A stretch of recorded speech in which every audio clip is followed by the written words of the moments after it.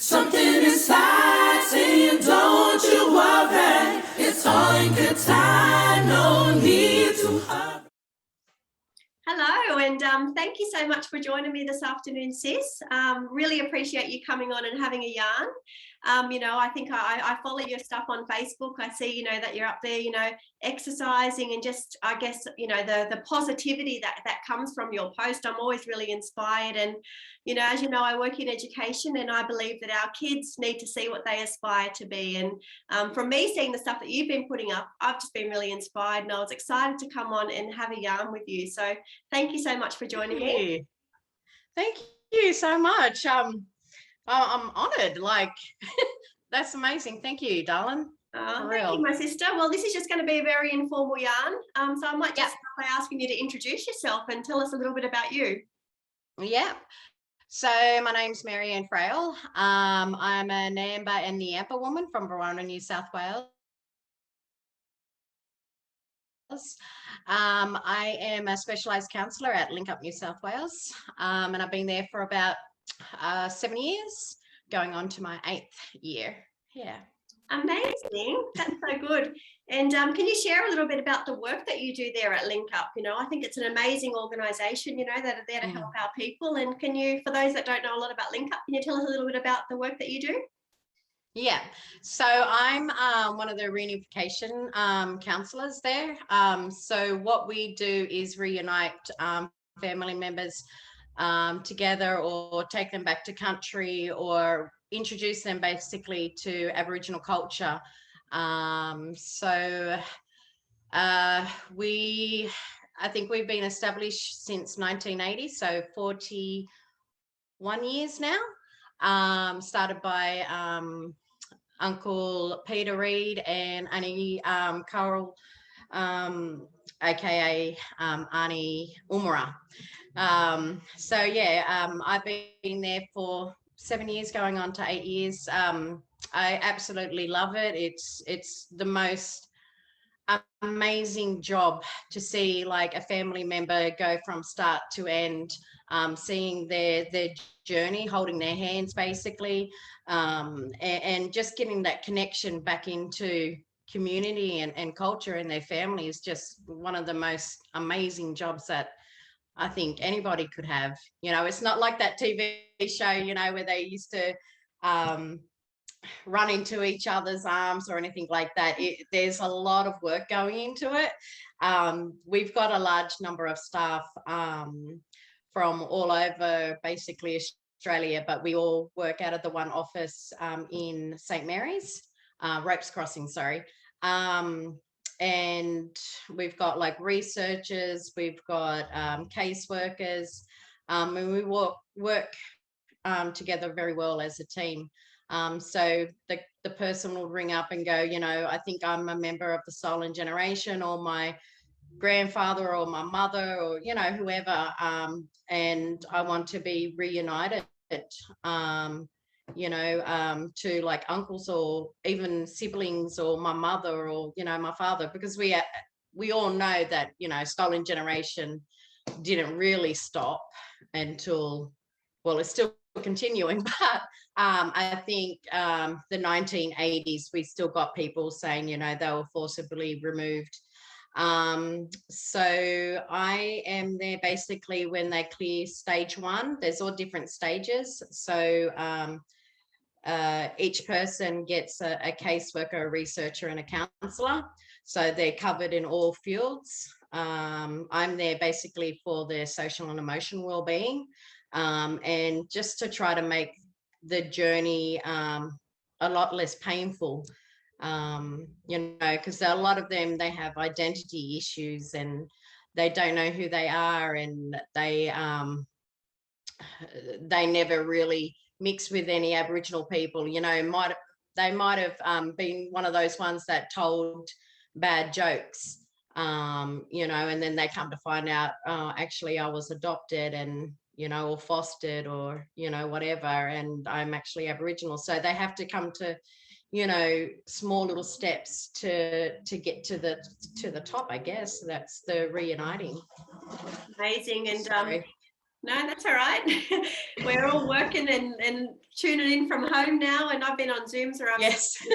cats come across, and the screen and all different sorts. So no, it's all good. Well, thank you. It sounds like an incredible job, and a perfect one for you. And I can imagine that it is quite tough, and it's an emotional journey. That a lot of our people sadly have to go on, because of our past policies. And I'm so thankful for the work that you do. I'm sure we all are. It's a deadly job that you do. So I want to talk to you a little bit more about, this. I see you all the time. You just seem someone that's like so motivated, so energized, and we've all been in lockdown for probably 3 months now here in Sydney. And I see you posting about your little exercise regime, and I think it's chase the energy, that you talk about. How do you stay motivated, sis? What are your tips and tricks? Like, what keeps you going? What keeps me going easy is self-love. That's what keeps me going. I give so much energy to a lot of people, and it was just breaking me down. I come from a trauma childhood as well, and so I didn't want to be one of those ones that got onto alcohol or drugs, or got into domestic violence and stuff like that. So I think at some point of my stage, actually radio, so I was very, very quiet. I'm not the person who I am now. I know that I've got a massive, big personality, but I was a very shy person, very quiet, and kind of an introvert, I guess one would say. But it was one day when Brad from Crew Radio rang up, and he said, "Do you want to come upstairs?" And because this is when it was in Marrickville, and we were down the bottom, my office, and they were up this top. And he goes, "Do you want to come upstairs and have a go? See if you can learn some new skills." And I was like, "Yeah, all right then. I'll have a go." At that point of time, like, I started thinking about like opportunities and missed opportunities. So, I don't know what made me say yes at that point of time, but I think by saying yes has literally changed my whole life. So I went upstairs and had a little go, and they asked me, what do you want your name to be? And as a joke, like, I was literally a catfisher. So on the internet, I didn't know who I was. I wasn't confident in my own skin, and being like a plus size but being skinnier when I was little, I wasn't comfortable who I was. So when Brad actually said, "What do you want your name to be on radio?" and I said, DJ Sexy Mez, and and as a joke, and then he was like, "All right, then let's go for it." And so, like, whenever I introduced myself, I like, my name's DJ Sexy Mez. Thanks for, tuning into 93.7 FM Crew Radio. We're here for the rest of the night. And I kept on saying Sexy Mez, and I started like believing in it, and I think that was like the biggest turnaround. It's a long journey. I think I was 27 at that time. It's a long journey, and there's lots of different stages to fully become confident within yourself and fully love who you are. But that definitely was the starting point of changing who I am and who I want to be. So yeah,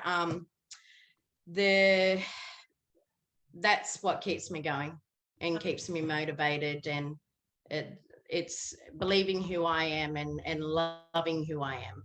Yeah, absolutely. I love it. And like I said, I was really inspired, to connect with you. And, I'm one of them people, that I've struggled with yo-yo dieting, yo-yo exercising, my whole life really. And I'm sort of, I know that I've been really inspired by the stuff that you've been sharing, sis. And I know that I reached out to you and said, like, what is it that you're doing, and, I remember you saying, it's not about weight loss. It's not about all this. It's just about loving yourself. And, I think what you're doing is, you've been a role model for so many other people, just about the importance of exercise and being healthy. And, you share lots of amazing recipes. I'm so jealous. I think that, you're a master chef as well. You always make me so hungry. That's that frail side. We all know how to cook.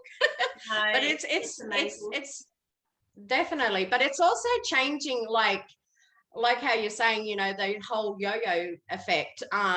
Like I used to go hard at the gym because I come from that sporting background. I was a swimmer when I was a child, you know, all the way up until I was 15. So working hard wasn't like an issue for me, but constantly doing it was. So I used to buy a ticket to go over to America or somewhere overseas, and I would go hard at the gym for like about 3 months until like the actual, you know, plane left. And I'd go so hard, and then I would go over there, have my fun or whatever, and then come back, and then I'll go, oh well, what am I going to do now? I've got nothing to look forward to. I'll just sit back and put the weight back on. You know, and that's, you know, get back into that routine. And then you know, Dan Munro from Redfern is one of my best mates. He still is. He was like, you know, always calling me, come on sis, let's go down the gym. And like, no matter who would tell me to go, I'd be like, make up some kind of excuse. You know, at that time I was doing radio, I was still doing the 9 to 5 job. I was, you know, running nightclubs, I was DJing, you know, all these things, but I was never taking any, you know, accountability for myself. It was accountability for others. I guess, you know, I had to change my mind frame and my mindset. I'm very big on self-affirmations. I'm very big of like changing that mind, because obviously we're always going to go into negativity and going, you know, especially black fellas, we've got that whole shame factor, you know, and we go, oh, I can't do that, that's shame. Like, oh, I don't want to go there, that's shame. I can't wear that, that's shame. You know, like we never used to have that before, you know. And why should we continue to allow those negative thoughts, you know, to dictate to how we can succeed in life? So, you know, I started changing that mindset of going, well, I don't want to go, you know, working out to lose weight anymore. I want to go work out because I tell my clients every day that they have to have better mental health, you know, in order to continue doing this journey of, you know, meeting your family and stuff like that. You can't go in there with a bad mindset, because it's not going to, you're not going to get all the love and all the attention you deserve, because you're going in there with, you know, a whole mental health issues, you know. So I tell my clients, go and work out, go and read, you know, go make sure that you go out there and practice the dairy, you know, all those things. But I wasn't doing it for myself. So I think, you know, I was like, all right, don't go in there, don't go and work out to lose weight, go to better your mental health. So that's how I go. Yeah. I love it. No, I love it. And I remember, yeah, I was inspired by seeing you. And there's another deadly aunt, you know, that's on Facebook as well. And I met her a couple of years ago, actually, Annie and Annette, and she just did a marathon. You know, she's in her 60s, and she actually completed her first marathon down. She's part of the Queanbeyan Deadly Runners. And I remember reaching out to her and thinking, if this aunt can actually run a marathon, 42 Ks, what's my excuse? I'm sitting at home, you know, like saying, oh, you know, I can't. So now, like for the last kind of, I don't know, I think I'm going into like 4 weeks and I'm trying to go a little bit further every week. You know, I think if Anne can do it, you know, and if Mary-Anne can get up and exercise, you know, then, you know, then so can we. And I've always had that mindset, you know, around learning and backing ourselves. You know, if someone else can do it, then we can too. And, you know, I'm sure there's a lot of people out there, sis, you know, like I'm just one person who thought, you know, thinks that you're so deadly that you've inspired, but there'd be so many, you know. So thank you for doing that for yourself and for your clients and sharing it with all the rest of us as well. I want to get on to my next question. So, you know, I'm a big believer of that 15 is a really critical age in our life. You know, I know that I reflect on my experience. It was a life-changing moment where I remember just, you know, not feeling confident, you know, going down a really negative path. And there's certain things that I remember from being 15. A lot of people that I speak to, they often bring up the number 15 as well. And I just wonder, you know, for our youth, and obviously I work in Aboriginal education now, if you could go back and tell your 15-year-old self one thing, sis, what would it be? Oh, one thing. I think I kind of think different. I think that that I don't ask for less issues or less problems. I ask for more experience. And the only way that, you know, you get more experience is just keep on going and keep on practicing and getting better. I think 15, you're very right. Like that's when I stopped swimming. So I think just I'll tell myself just to know that everything's going to be okay, and you're going to find out who you are, and you're going to heal from, you know, your trauma and stuff like that, and just be open. Be open to any new experiences. Like if I would have, I don't know, found self-love at the age of 15, maybe a lot of things might have been different. I don't know. But yeah, I'm not one of those people that will like looks at the past and goes, well, I wish that never happened, because if it didn't happen, then I wouldn't be the person I am today. Absolutely. I love it. I love it. Before we wrap up, I want to ask if there's any messages, particularly around lockdown, you know, for our people around, you know, keeping, staying sane, staying motivated, for people that might be starting out on a journey of, you know, self-love and, you know, exercising and being healthier. And for our youth, do you have any inspirational messages, you know, that you'd like to share with people? Yeah, I've got a quote that I came up with. I guess my quote is like, don't be a mediocre song, be a powerful verse. No matter what, you know, you do in life, just keep on going and being, you know, being true to yourself, and make the best out of life. Like life definitely have its ups and downs, but try to make the best of it, and definitely fall in love with yourself. There's nothing shame about it. It's amazing. You know, if you love yourself, then you don't put up with ish. Yeah. So just another question, sis. Did you have any influences in your life, you know, people that saw the best in you and were champions for you? Oh, most definitely. So you know, I kind of hanged around people who made me laugh during, you know, growing up and stuff like that. But never ever like kind of pushed me to become better who I am now. But like for some reason, I guess Miami there, you know, and their old fellas, you know, used to put people who were counselors or some kind of like social emotional well-being people. And so I didn't know why, but like, you know, people were just always coming to me and saying, you know, you got a kind of like a positive, you know, attitude. What about if you go and do, you know, counseling and stuff? So I went to ECAV, so Education Centre Against Violence.